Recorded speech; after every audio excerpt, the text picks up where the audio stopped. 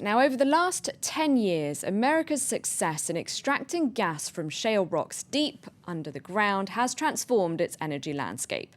In Europe, several countries are believed to have huge reserves too, including Poland, but perhaps not as big as it was thought 2 years ago. American geologists initially said Poland could be sitting on enough gas to supply its domestic needs for 300 years. That sparked a gas rush, if you like. But it's now 2 years since the first well was drilled in Poland, and still only 6 have actually been subjected to hydraulic fracturing or fracking. The results are disappointing. Geologists are now saying the reserves are probably only enough for a few dozen years.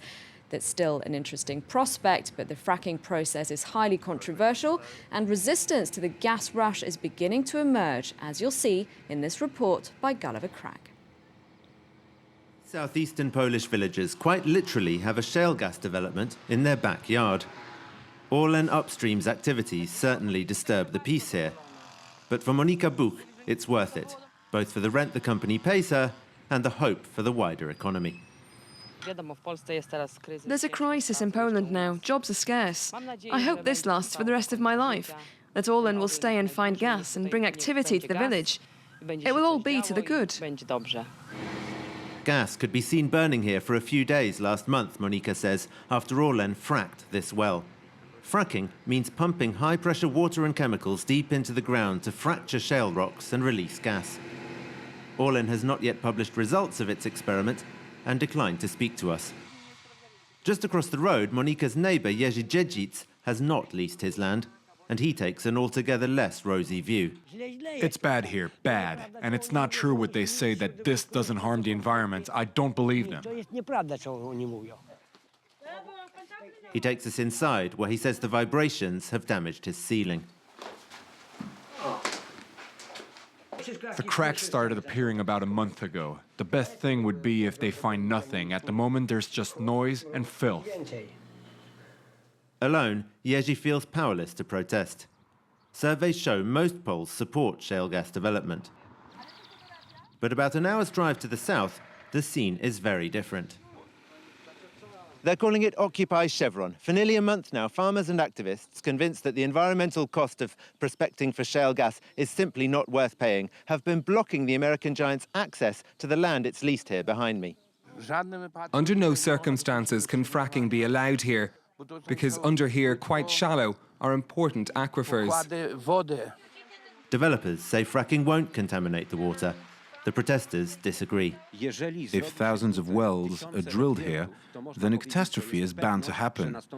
Because statistics from the American experience show that 1 well in every 100 is faulty. Most of the protesters are farmers. They take turns to man the camp and work in the fields.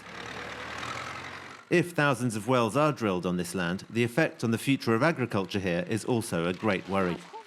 Chevron, which has guards in their own adjacent tent, also declined to speak to us. The US giant has several concessions in Poland. A vast swathe of the country has been divided up between investors. Gas conferences like this one in Warsaw are a regular occurrence. But estimates of the reserves have been revised downwards, and 3 foreign firms have pulled out. According to Andrzej Maxim of the Polish firm PGNiG, though, it's not because the gas isn't there.